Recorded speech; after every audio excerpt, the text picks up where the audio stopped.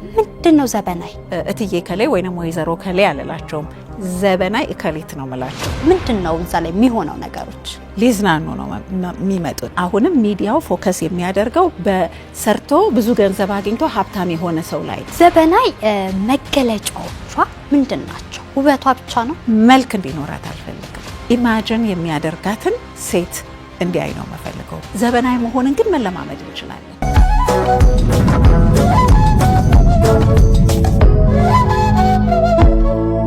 አሁንም አሻም በፊያችን እንደቀጠለ ነው የምንገኘው። ደግሞ አሻም እንግዳችን ላይ ነው። በዛሬ በአሻም እንግዳ አድርገን የጋበዝንላችሁ የባሮክ ኢንተሪየር ዲዛይነር ባለቤትና መስራች የሆነችው ሶሎሜ ዳኛቸው ነው፣ ወይም ደግሞ ዘበናይ። ዘበናይ ነሽ?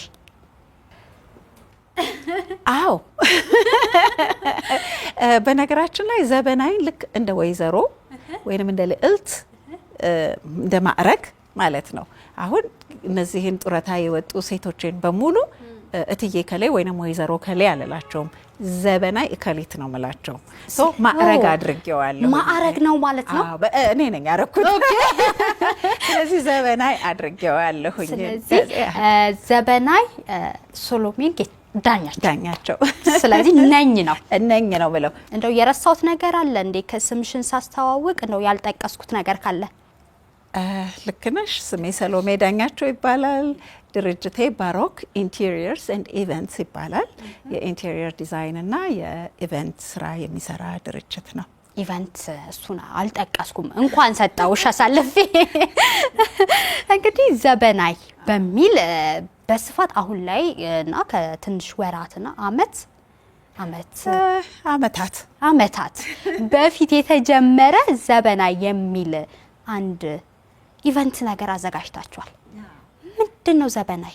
ዘበናይ እንግዲህ ለኔ አሁን ብራንድ ሆኗል ብዬ ላለው። ምክንያቱም በዘበናይ ስም በጣም ብዙ ነገሮች እየሰራሁኝ ነው እና ያው ረጅም ጊዜው እንደመሆኑ መጠን በጣም በሰፊው ሕዝብ ጋር ባይደርስም በአካባቢ ባሉ ሰዎች ግን በተለያዩ ኢንተርቪዎች በሰጠኋቸውም ይሁን ዩቲዩብ ላይ ሶሻል ሚዲያ ላይ በማደርጋቸው ነገሮች ዘበናይ በመ ሳይሆን ዘበናይ ረዘም ያለ ጊዜ ያው ሴትነትን እያስተዋወቀ ያለ ፕሮግራም ነው እና አሁን ደግሞ በቅርብ አመት ሆነው ለጡረታ ለወጡ በኔ እናት እድሜ ላሉ ከሰባና ከሰባ በላይ ላሉ ሴቶች ፕሮፌሽናል ወመንስ ማለት የቢሮ ስራ ውስጥ የሰሩ የነበሩ ሴቶች የኔትወርኪንግ ክለብ ደግሞ ተቋቁሟል።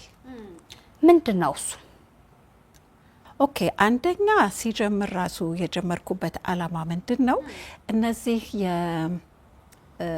ቢሮ ባለሙያዎች ወይንም ይሄ ኮርፖሬት ውስጥ ሲሰሩ የነበሩ ሴቶች ስራ ከለቀቁ በኋላ ሌላ ኔትወርክ የሚያደርጉበት ነገር የለም ወይ? ለቅሶ ላይ ነው የሚገናኙት ወይ ሰርግ ነው የሚገናኙት? ግን እድሜ ልካቸውን ቢሮ በመሄድ ጠዋት 2 ሰዓት ስራ ለመገኘት ከስራ ሲወጡ ቤት በመምጣት ነው ህይወታቸውን ያሳለፉት። አሁን ሌላ ስራ ላይ ያሉ ሴቶች ለምሳሌ ነጋዴ ሴቶች ምን ብታይ የጡረታ እድሜያቸውም ላይ ቢሆን ያ ስራ እስካለ ድረስ አክቲቭ ናቸው። እነዚህ ሴቶች ግን መሄጃ የላቸውም። እንደሱ አይነት ፕላትፎርም ደግሞ የለም። ክለብ ኦር ላውንጅ ሄደው የሚገናኙበት ሻይ ቡና እንጠጣ የሚባባሉበት አይነት ነገር ደግሞ የለም። ሶ ይሄንን ኖቲስ ያደረኩት እናቴ ላይ ነው። ስለዚህ በግድ ውሎዋ የሷ አይነት ባክግራውንድ ከሌላቸው ሰዎች ጋር ነው። ልክ እንደሷ ድሮ ቢሮ ይመላለስ የነበረ አይነት ሴቶች ሳይሆን አጠገቧ ያሉት ሰዎች አይነት ጋር ሆነ የምትውለውና ስለዚህ እነዚህ ሴቶች አንድ የሚገናኙበት አንድ አይነት ስሜት ያላቸው አንድ አይነት ቫልዩ ያላቸው በቃ የሚመሳሰል ባህሪ ያላቸው ሴቶች የሚገናኙበትን ለመፍጠር ነው የሞከርኩት። እና ይሄ ነው እንግዲህ ዘበናይ ክለብ እንደነዚህ አይነት ሴቶችን አንድ ላይ አሰባስቦ ማገናኘት ማለት ነው። እዛ ኢቨንት ላይ አሁን ዘበናይ የሚለው ኢቨንት ላይ የተለያዩ ከጡረታ የወጡ እንስቶችን ነው እንግዲህ የምታቀርቢው። ግን እዛ ሲመጡ ምንድነው ሻይ ቡና ማለት ብቻ ነው? ተመክሯቸውን ይከፋፈላሉ? ምንድነው እዛ ላይ የሚሆነው ነገሮች? አንደኛ ነገር እንዳልኩት ስብሰባ አይደለም። ሊዝናኑ ነው የሚመጡት።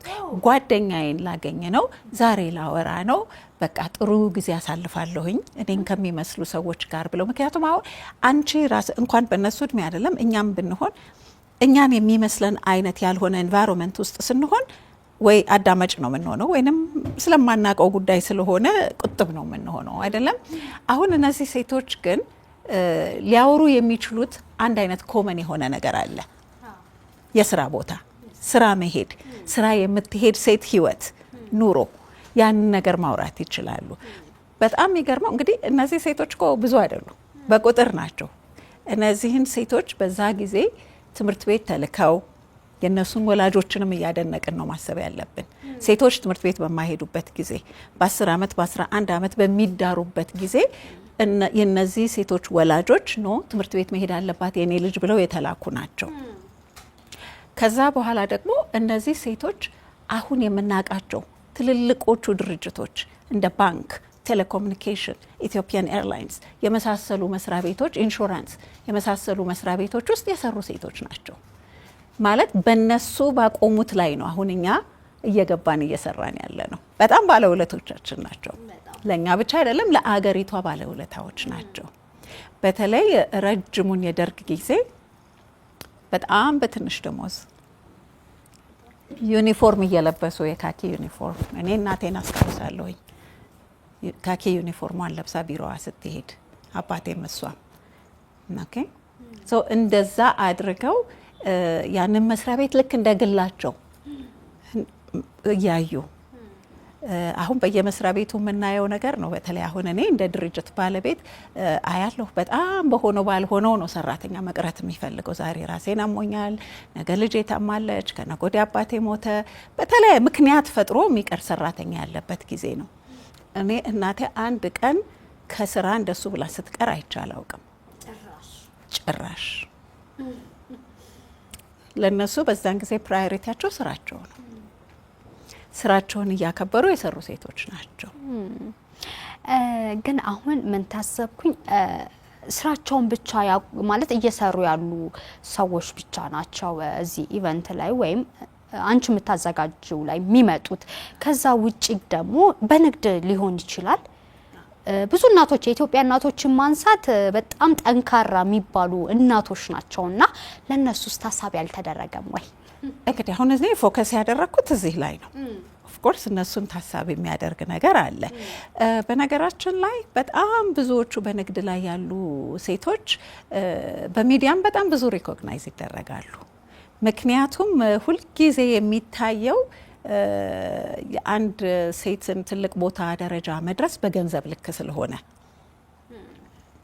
ከሊት እንዲህ ነበር የምትሰራው፣ እንዲህ እየሰራች እዚህ ቦታ ደረሰች፣ ይሄ ንብረት አላት ተብሎ ነው እንግዲህ ሚዲያው ላይ የሚቀርብልን። አንድም እሱ ነው ወደዚህኛው ላይ ፎከስ እንዳደርግ ያስፈለገኝ። የነሱ በዛ ስራ በንግድ ስራ ላይ ደርሰው ብዙ ሀብት ማካመታቸው እና በሀብታቸው መታወቃቸው አገንስቶኛ አይደለም። ነገር ግን የነዚህን ሴቶች ቫልዩ ግን አልታወቀም። ምን ያህል ሀገራቸውን እያገለገሉ እንደነበር በ300 እና በ400 ብር ደሞዝ ከጠዋት እስከ ማታ እየሰሩ በታማኝነት ቢሮ ያልተመቸኝም፣ ወንበሩ ቆንጆ አይደለም፣ በኢንቴሪየር ዲዛይነር የተሰራ ቢሮ ውስጥ ነው መቀመጥ የምፈልገው ምናምን ሳይሉ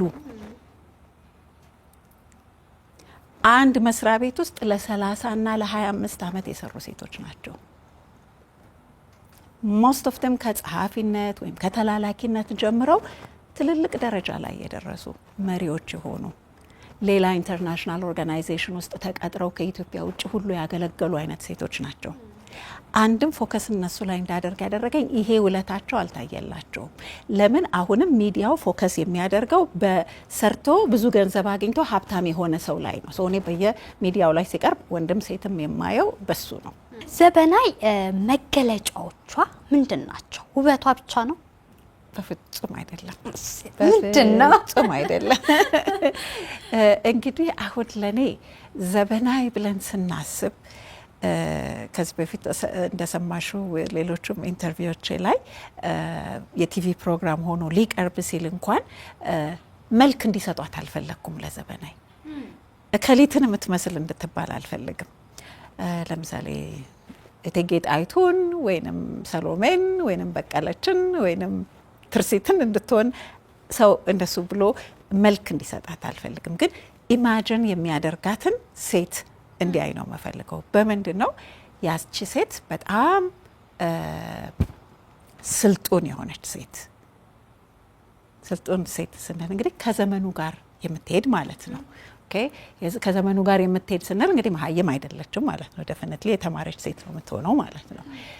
ከዛ ቀጥሎ እናት ስትሆን የእናትን ሮል በደንብ መጫወት የምትችል፣ ሚስት ስትሆን የሚስትን ሮል በደንብ መጫወት የምትችል፣ እህት ስትሆን የእህትን ሮል፣ የእናትና አባቷ ሴት ልጅ ስትሆን ደግሞ እንደዚሁ የሴት ትልልቆቹን በመንከባከብ የምታደርገው ነገር ደግሞ ያ እንደ ልጅ እንደ ሴት ልጅ የምትሰጠው ፍቅርና እንክብካቤን የሚገልጽ አይነት ማንነት ያላት፣ ከልጆቿ ጋር ስትሆን የልጆች እናት፣ ከባል ጋር ስትሆን ጥሩ ሚስት፣ ከወንድሞቿ ጋር ስትሆን ሚኮሩባት እህት፣ ስራ ላይ ስትሆን ጎበዝ ሰራተኛ።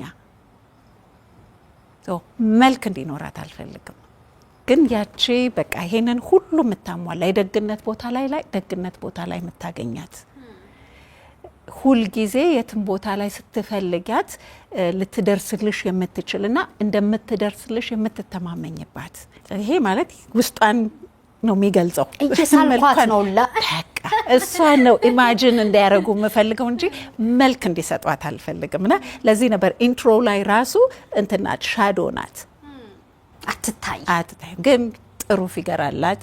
ይሄ ማለት ዝም ብላ አትበላም፣ ስፖርት የምትሰራ ናት፣ ራሷን የምትጠብቅ ናት ማለት ነው አይደለም? ጥሩ ሰውነት ካላት ሰው እንደዛ ብለው ኢማጂን እንዲያደርጓት ነው ፈልገው። እንግዲህ ዘመናዊ ላይ ሁሉን ነገር እንደዚህ አይነት ፐርፌክት ሴት ነው ያወራ ነው አይደለም? ምንም እንከን የማይወጣላት ሴት ነው ያወራ ነው።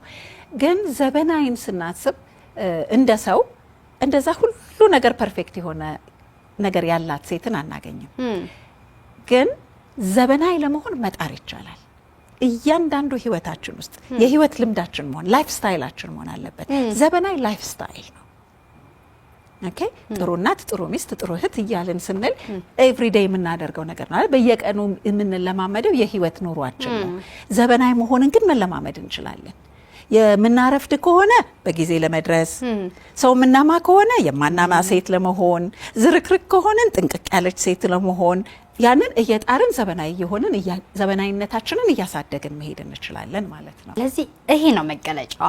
አዎ ባህሏን የምትጠብቅ አክቹሊ ዘመናዊንና ዘመናዊን እንደ ሁለት ነገር ባየው ራሱ ደስ ይለኛል። እኔ በንና መን አዎ ዘመናዊን ስንል ከዘመናዊነት ጋር ነው የምናገናኘው አይደለም?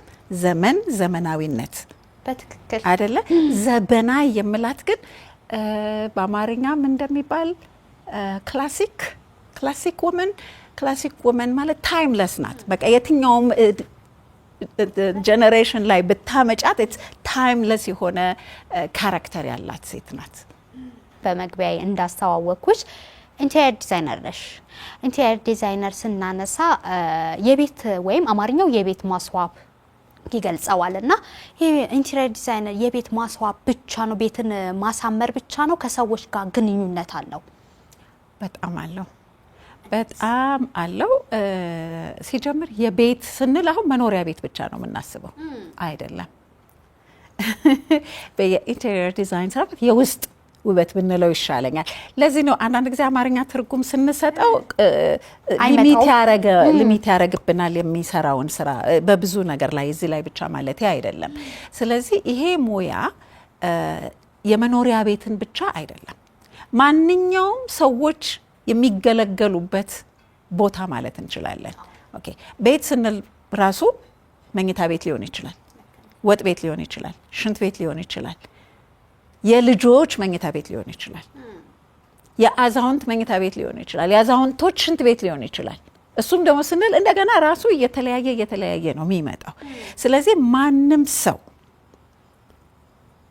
ሊገለገልበት፣ ሊውልበት፣ ሊያድርበት፣ ሊገናኝበት የሚችሉ ቦታ ኤኒ ስፔስ ዲዛይን የሚያደርግ ሰው ነው ኢንቴሪየር ዲዛይነር የሚባለው።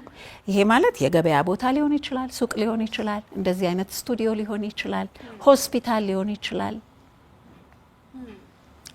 ኤርፖርት ሊሆን ይችላል፣ የባቡር ጣቢያ ሊሆን ይችላል፣ መርከብ ሊሆን ይችላል። መኪናም ኢንቴሪየር አለው፣ ዲዛይን ይደረጋል። ሬስቶራንት ሊሆን ይችላል፣ የልጆች መጫወቻ ቦታ ሊሆን ይችላል። ማንኛውም ሰዎች የሚውሉበት፣ የሚገናኙበት፣ የሚገለገሉበት ቦታ ውስጣዊው ክፍሉ ነው ኢንቴሪየር ዲዛይን። ስለዚህ ከኛ ጋር ይገናኛል ማለት ነው። ከሁሉም ነገር ጋር ይገናኛል። ከዛ አሁን ለምሳሌ ኢንቴሪየር ዲዛይን መገለጫዎች ነግረሽኛል ምን እንደሆነና አንዳንዴ ከኛ ጋር ከሳይኮሎጂ ጋር እንገናኛለን ያገናኘዋል። ይሄ ግልጽ ነው። ምክንያቱም የተቀመጥኩበት ቦታ ላይ ኮንፈርት ማይሰማኝ ከሆነ ኦር ቤቴ ላይ ኮንፈርት ላይሰማኝ ይችላል። አቀማመጡ ሊሆን ይችላል፣ የእቃ አቀማመጡ፣ ቀለሙ ሊሆን ይችላል። እና ይሄስ እንዴት ትገልጫዋለሽ አንቺ ከሳይኮሎጂ ጋር? ያ እንግዲህ ይሄንን ትምህርት እንደ ሙያ ስንማረው እነዚህን ሁሉ አካቶ ነው ያስተምረው። የመጀመሪያው ጥያቄ የሚሆነው አንድ ቦታ ዲዛይን እንዲደረግ ሲሰጠን አገልግሎቱ ምንድን ነው ብለን የምንጠይቀው ለዚህ ነው። ኦኬ። ስለዚህ ያንን አገልግሎቱን ካወቅን ለምን እንደሚውል ያ ክፍል ምን አገልግሎት እንዲሰጥ እንደታሰበ ስናውቅ ነው ስለ ቀለሙም ማሰብ የምንችለው፣ ውስጡ ስለሚቀመጠው ፈርኒቸርም የምናስበው፣ ስለ ወለሉም፣ ስለ ጣራውም፣ ስለ መብራቱም። እንግዲህ አሁን ፈርኒቸር ብቻ አይደለም ኢንቴሪየር ዲዛይን፣ እያንዳንዱ አሁን ፊኒሽንግ ማቴሪያል የምንለው ነገር በሙሉ ይወስናል። ለምሳሌ አንድ እንደ ምሳሌ አድርገን አንድ የ80 ወይንም የ90 ዓመት ሰው የሚኖርበት ክፍል ብለን ብናስብ መሬቱ ምን አይነት መሆን አለበት? በተቻለ መጠን ማይንሸራተት መሆን አለበት፣ ማያንሸራተት መሆን አለበት። ብርሃን ሲበራበት መልሶ የሚያንጸባርቅና ምን ላይ እየረገጡ እንደሆነ ግራ የሚያጋባቸው አይነት መሬት አይነት መሆን የለበትም። ሶኬት ሲፈልጉ፣ ማብሪያና ማጥፊያ ሲፈልጉ ሜቢ እነዚህ ሰዎች ዊልቸር ላይ ሊሆኑ ይችላሉ። በዛ ቁመት ሊያገኙት የሚችሉበት ላይ ነው ወይ ያለው ያ ሶኬት ወይንም ያ መብራትና ማጥፊያ ወይንም የበሩ ሃንድል ሊሆን ይችላል፣ መክፈቻው እና መቆለፊያው። በዛ በዊልቸር የሚሄድ ሰው እንዴት ነው የሚያገኘው በቀላሉ? እነዚህ ሁሉ ነው የሚያስበው። የግርግዳው ቀለም እንዴት ነው ይጨንቃቸዋል ከአይናቸው ጋር? የሚበሉበት ጠረጴዛ ቢሆን ከጠረጴዛው ጋር የአይን ብርሃናቸው ጋር፣ ምክንያቱም እያረጀን ስንሄድ የአይን ብርሃናችን የሚሰጠን ሌላ አይነት ቀለም ቀይሮ የሚያሳዩን ነገሮች አሉ። ወይንም ብሌንድ አድርጎ ያሳየናል፣ ወይንም ደግሞ ጎልቶ ያሳየናል። ስለዚህ ሩቅ ይመስለናል፣ ወይንም ቅርብ የደረስንበት ይመስለናል። እንደነዚህ አይነት ሳይኮሎጂዎች በሙሉ አብሮ የተካተቱ ናቸው። ስለዚህ መጀመሪያ የዛን ክፍል አገልግሎት ነው ማወቅ ያለብን። ለዚህ ነው ብዙውን ጊዜ ብሪፍ ስጡን እንላለን። ዲዛይን ብሪፍ ይባላል። ምንድን ነው ለምን አገልግሎት እንዲውል ነው? ቢሮ ይሁን ሬስቶራንት ይሁን ምን ይሁን ብሪፍ ስጡን። ግን ብዙ ጊዜ ያንን ከደንበኛው ማግኘት ስለማይቻል እኛው ጋይድ እናደርጋቸዋለን። ስለዚህ ነው ሳይኮሎጂ። ሌላው ደግሞ ሳይኮሎጂ የደንበኞቻችንን ፍላጎት እኛ ቆስቁሰን ማውጣት መቻል አለብን። ካለባበሳቸው አይተን ምን ከለር ነው የሚወዱት፣ ከላይፍ ስታይላቸው አይተን ምን አይነት ላይፍ ስታይል ነው ያላቸው ነው። ዘበናይ ሙሽራ ብለሽ በሶሎሜን ዳኛቸው የሚል መጽሐፍ ልታስመርቂልን ነው? አዎ። አሁን ዘበናዊ ሙሽራ ደግሞ እንግዲህ ያው ብዙ ጊዜ ሴቶቹ ላይ ስለሚወድቅ ነው እንጂ ወንዶቹ ሰርግ አይደግሱም ማለት አይደለም። ግን ብዙ ፕላን የሚያደርጉት ስለ ዌዲንጋቸው ሴቶች ስለሆነ ነው ዘበናዊ ሙሽራ። ግን ዘበናዊ ያው ወንድንም ሴትንም ከል ይችላል። ስለዚህ ዘበናዊ ሙሽራ ለሰርጋቸው እንዴት ነው የሚያስቡት? ወንድም ይሁን ሴት እንዴት ነው የሚዘጋጁት? እንዴት ነው ኦርጋናይዝ የሚያደርጉት? ስለዚህ ይሄ ዘበናዊ ሙሽራ የሚለው መጽሐፍ ከሀ እስከ ፐ ትልቅ ይሁን ትንሽ ይሁን ምንም አይነት ሰርግ ሰው ቢያስብ ተጋቢዎቹም ይሁኑ ወላጆችም ይሁኑ ልጆች የሚድሩ ይሁኑ ወይም ታላላቅ እህት ወንድም አጎት መዳር ያሰቡ ይሁኑ ወይንም ደግሞ ይሄንን ስራ እንደ ሙያ መያዝ የዌዲንግ ፕላኒንግ ስራ መስራት የሚፈልጉ ሰዎች ሊጠቀሙበት የሚችል መጽሐፍ ነው። በውስጡ የራሴ ተሞክሮች እንደ ምሳሌ እንደ ታሪክ ተቀምጠዋል። ከሱ የበለጠ ግን የትም ቦታ ሲሄዱ ይሄንን መጽሐፍ ይዘው በቃ መመሪያ ነው ያንን መጽሐፍ ይችላሉ። ለምሳሌ ሜካፕ ሰሪሽ ጋር ከሆነ የምትሄጁ ይሄን ኖትቡክ ይዘሽ መሄድ ትችያለሽ። ማን ነው ምን ታደርጋለሽ? ምን ሰራ ምንድነው ኤክስፔክት የምታደርጊው ከሜካፕ ሰሪ? ከዴኮሬተርሽ ጋር ስታወሪ ምንድነው ዴኮሬተር እንዲያደርግልሽ ያሰብሽው? ምንድነው መጠበቂው? ምንድነው መጠየቅ ያለብሽ? ምን አይነት ውል ነው መፈራረም ያለብሽ? መቼ በምን ሰዓት ይመጣሉ? በምን ሰዓት ሰርተው ይወጣሉ? በምን ሰዓት ያፈርሳሉ? ምንድነው? ያንን ሁሉ ዲቴሎች የሚነገር ነው። ሶ ከአንዱ ስራ ወደ አንዱ ስራ ጃምፕ እንዳታደርጊ። ፍሎው እንዴት ይመስላል? ከየት ልጀምር? የመጀመሪያ ስራዬ ምንድነው? በጀት ማውጣት። በጀት እንዴት ነው ማወጣው? ከዛስ በኋላ ምን ላድርግ? ከስንት ጊዜ በፊት ነው ልብሴን ማዘዝ ያለብኝ? ለመከራየት ነው ያሰብኩት? ለማሰፋት ነው ያሰብኩት? ምንድን ነው ያሰብኩት? ሚዜዎቼ ስንት ናቸው? ሚዜ ብዬ ስመርጥ ምንድን ነው ማየት ያለብኝ? ይሄን ይዛል ይሄ መጽሐፍ ይሄንን በሙሉ ነው የሚይዘው። ሰው ሰርግ ሰው ሲያስብ ጸጉር ሰሪሽ፣ ከጥፍር ሰሪሽ፣ ከሜካፕ ሰሪሽ፣ ከመኪና አከራይሽ፣ ከኬክ ሰሪሽ፣ ኬተሪንግ፣ ጠላ፣ ጠጅ፣ ዲጄ በጣም እንደውም ይቸገራሉ ሙሽሮች። በጣም የሚያስቸግራቸው ነገር ቤተሰብም ሊሆን ይችላል በቅርባችን ማየት እንችላለን እና ቴንሽን የሚሆነው ይሄ ነገር በእርግጠኝነት ሁሌ መጨረሻ ላይ ነው የምናስበው። ግን ይሄ ግን ኦርጋናይዝድ ያደርግሻል። ከየት ጀምሬ ከምን ቀጥሎ ምን ላድርግ እንዲል ያደርግሻል። ምን ማሰብ አለብኝ ያደርግሻል። ስለዚህ ይሄ በጣም ማንም ሙሽራ ለመሆን ያሰበ ሰው ወይንም ለመዳር ያሰበ ሰው ያለምንም ሀሳብ ሁሉን ነገር እዚህ ላይ አግኝቶ ራሱ እዛ ላይ ለኖትም የተዘጋጀ ቦታ አለ። ለምሳሌ ቀጠሮ በዚህን ቀን በዚህን ሰዓት ከጸጉር ሰሪ ጋር ቀጠሮ አለኝ እዛው መጽሐፍ ላይ ብሎ መጻፍ ይቻላል። ሶ የተዘጋጁ ቴምፕሌቶች አሉ። እነሱን ሁሉ መጠቀም ይችላሉ። ልክ እንደ ሰርግ አልበማቸው ይሄንንም የሰርግ ታሪካቸውን ከነወጪው ስንት ነበር ኤስቲሜት ያደረጉት፣ መጨረሻ ላይ አክቹአሊ የከፈሉት ገንዘብ ስንት ነው፣ እንደ ታሪክ ሊያስቀምጡት የሚችል አይነት መጽሐፍ ነው።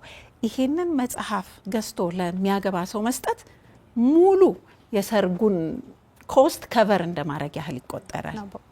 እውነት ነው። ለምን ቅድምም ብዬሻለሁ በጣም የሚያስቸግር ነገር ነው። የት መሄድ እንዳለብሽ ራሱ ትቸገሪያለሽ። እና እናንተ ደግሞ ትላንትና ዛሬ ኢቨንት አዘጋጅታችኋል። ይሄን ሁሉ የያዘ በአንድ ቦታ አዎ ምንድን ነው ይሄ ደግሞ? ይሄ መጽሐፉ ተግባራዊ ሆኖ ማለት ነው። አሁን በመጋቢት 6 እና 7 ቦናንዛ ሆቴል ውስጥ ደግሞ ልክ እንደዚሁ ለዘመናዊ ሙሽሮች የሚሆን ብራይዳል ኤክስትራቫጋንዛ የሚል ኤክስፖ አዘጋጅተናል። እዚህ ቦታ ላይ ደግሞ ምንድነው አሁን እንግዲህ ያው በሁሉም ሃይማኖት የጾም ጊዜ እንደመሆኑ መጠን ብዙ ሰርግ ስለሌለ ልክ ይሄ ሲዝን ሲያልቅ ብዙ ሰርጎች ይኖራሉና ያው ብዙዎቹ ፕላን ሳይደረጉ የመጨረሻ ላይ ሩጫዎች ስለሚሆኑ ሁልጊዜ የት ጋር ሊሄድ፣ ማንን ልቅጠር፣ መኪና የት ነው ማገኘው፣ ኬተሪንግ የት ነው፣ እንጀራ የት ነው፣ ጠላ የት ነው፣ እነዚህ አይነት አስተናጋጅ የት ነው ማገኘው፣ እነዚህን ከሚሉ እነዚህን አይነት አገልግሎቶች የሚሰጡ ድርጅቶችን በሙሉ አንድ ቦታ ውስጥ እንዲያገኟቸው ነው። ሁሉም የራሱን ሰርቪስና ፕሮዳክት ይዞ ይቀርባል። ጸጉር ሰሪዋም እዛ ቁጭ ብላ ካለንደሯን ይዛ በዚህ ቀን ክፍት ነኝ፣ እኔ ጋር ከመጣችሁ ይኸው በዚህን ሰዓት ይሄን ሰራለሁ፣ ቤታችሁ መጥቼ ሰራለሁ፣ እናንተ እኔ ጋር ትመጣላችሁ። እንደዚህ ዲጄውም ይኸው ከዚህ በፊት የከሌን ሰርግ ሰርቻለሁ፣ ዴኮሬተሮቹም በስክሪናቸው ላይ አድርገው ይሄን አይነት ዴኮሬት አድርጌያለሁ ብለው ራሳቸውን ያስተዋውቃሉ። እርስ በርስም ይተዋወቃሉ። ለዚህ ጉዳይ የሚመጡ ልክ እንደኔ አይነት ኢቨንት ኦርጋናይዘሮችም ይሁኑ ወይንም ለመሞሸር የሚያስቡ ሰዎች ወይም ለመዳር የሚያስቡ ሰዎች አንድ ቦታ ላይ እነዚህን ሁሉ ሰዎች ያገኟቸዋል ማለት ነው። ትላንት ተመርቋል። ዛሬ ደግሞ እንግዲህ ገበያ ላይ ውሏል። ብዙ ሰው መጽሐፉ ይጠቅማል ብሎ እየመጣ እየገዛ ነው። በጣም ደስ ይላል። እኛም ከዛ አምጥተንሽ ነው እዚህ ጋር ቁጭ ያደረግንሽ። ከልብ እናመሰግናለን። እንደው ስለ ዘበናይ ያው ያለን ሰዓት ብዙ ማውራት እንችል ነበረ፣ ግን ስለ ዘበናይም የሆነ ስለ ኢንተሪየር ዲዛይን ስለምሰራቸው ስራዎች ሰላም አላነሳሹ። እኔ ግን ማንሳት እፈልጋለሁ የምትይኝ ነገር ካለ እባክሽ። አሁንም እኔ በኔ ወላጆች እድሜ ያሉትን ሰዎች የዚህ አገር ባለውለታዎች ናቸው ብዬ አስባለሁኝ። ስለዚህ ሜቢ ይሄ መልእክቴ ጠቅላላ ሚዲያ ላይ ላላችሁ ሰዎች ቢሆን ደስ ይለኛል። እንቀበላለን። ምክንያቱም አውቃለሁኝ በጣም ዓለም እየፈጠነ ነው የሚሄደው። በኔና በእናቴ ወይም ደግሞ በልጄና በኔ ያለው ጋፕ በጣም የተለያየ ነው። እኔ ለእናቴ ቀርባለሁ፣ ልጄ ግን ከኔ ራቅ ትላለች። ለምን? ያለው የዓለም ሁኔታ ማለት ነው፣ ቴክኖሎጂው፣ ትምህርቱ፣ ምኑ ምናምን ማለት ነው። ያ ይገባኛል። ግን ሚዲያ ላይ በጣም ብዙ የማየው ነገር ምንድን ነው? ለምሳሌ አንቺ ስትጋብዢ ያንቺን ዕድሜ ሰዎች ብትጋብዢልኝ አንቺ ከምታወሪው የተለየ ነገር ሊያወሩልኝ አይችሉም። የተለያየ የትምህርት ባክግራውንድ ሊኖራቸው ይችላል። ያ ነገር ሊኖር ይችላል። ግን ህይወትን በተመለከተ የህይወት ተሞክሮን በተመለከተ ከልምድ የመማርን በተመለከተ ለምሳሌ ልጅ አስተዳደግ ሊሆን ይችላል። ገና የሚያጠባ ልጅ እናትን አምጥተሽ ስለ ልጅ አስተዳደግ ብትጠይቂያት ምንድን ነው ልትነግርሽ የምትችለው? ልጅ አሳድጎ አንድ ቦታ ላይ ያደረሰን ሰው ግን ብታመጪው ይሄን ተሳስቻለሁ፣ በእኔ ጊዜ አስተዳደግ እንዲህ ነበረ፣ ማድረግ የነበረብኝ እንዲህ ነበር፣ እኔ እንደውም አሁን በዘመኑ ይሄንን አየሁ፣ በእኛ ጊዜ ደግሞ ጥሩ የነበረው ነገር ደግሞ እነዚህ ናቸው ብሎ ሊያስተምር ይችላል ማለት ነው። እና በጣም ብዙ ፎከስ የሚደረገው ወጣቶቹ ላይ ስለሆነ እኔ እነዚህ ሰዎች ሳያልፉብን ነው የምለው። እነዚህ ሰዎች ሳያልፉብን አትሊስት ትንሽ እንጥብጣቤ ያለን ኢትዮጵያዊነት ሳይጠፋ እነዚህን አይነት ሰዎች እየፈለጋችሁ እየቀረባችሁ ሼር እንዲያደርጉ ብታደርጉ ደስ ይለኛል። አሁን ቅድም እንዳልኩሽ እነዚህን ሴቶች ሳገኝ አፈሽን ከፍተሽ ነው የምታዳምጪው። እንዴት አይነት ዴዲኬሽን እንደነበራቸው ለስራቸው።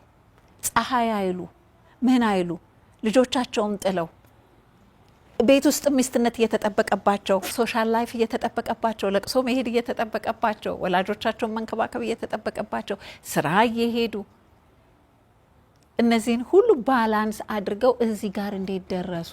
የነሱ ልጆች ምን ላይ ደረሱ?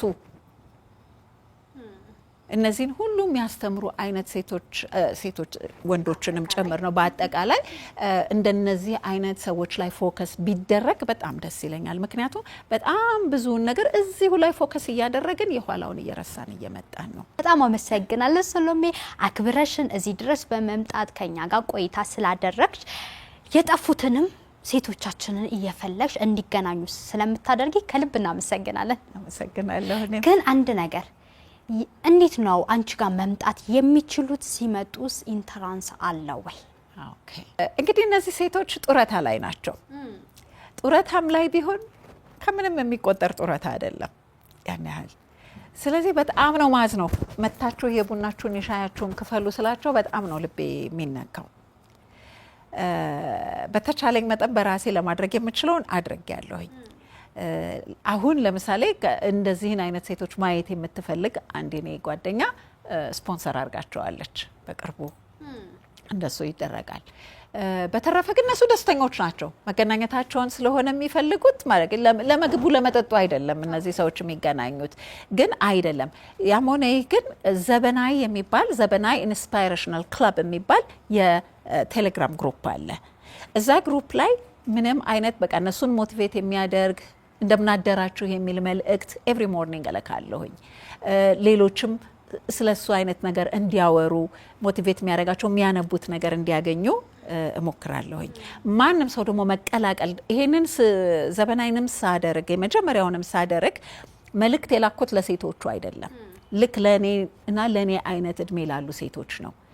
እኔ እናቴ ሮል ሞዴል ነበረች። እሷን መምሰል እሷን መሆን ፈለኩ ነው ያደግኩት። እናንተም የኔ ሮል ሞዴል ናት ብላችሁ የምትሏት አክስት ትሁን፣ እናት ትሁን፣ ጎረቤት ትሁን፣ ማንም ትሁን ጋብዙ ነው ያልኩት። እያንዳንዳችን አንዳንድ የምንወዳትን ሴት ብንጋብዝ አይከብድም። እነሱን ግን እንግዳችን አድርገን እናስደስታቸዋለን። ስለዚህ አሁንም ያንን የቴሌግራም ግሩፕ ውስጥ የሚገባ ሰው መቼ እንደሚሆን ሲያውቅ እንደዚሁ የሚያፈለግ ግን ምዝገባ ይፈልጋል። ስለዚህ ስንት ሰው እንደሚመጣ አውቀን ቦታውንም ምኑንም እንዳናስተካከል ይሆናል። በእንደዚህ አይነት ነው እንጂ እነሱን እየከፈላችሁ ነው ብላቸው ያሳፍረኛል። እነሱ ደስተኞች ቢሆኑ። ስለዚህ እዛችሁ ጋር ሻያቸው እራሳቸውን ነው የሚችሉት ማለት ነው። በጣም እናመሰግናለን። እሺ የተከበራችሁ ተመልካቾቻችን የዛሬው አሻም እንግዳችን ይህንን ይመስል ነበር። ቆንጆ ቆይታ ከኛ ጋር እንዳደረጋችሁ ተስፋ እናደርጋለን። ሳምንት በሌላ እንግዳ እስከምንገናኝ እስከ ሳምንት መልካም ሳምንት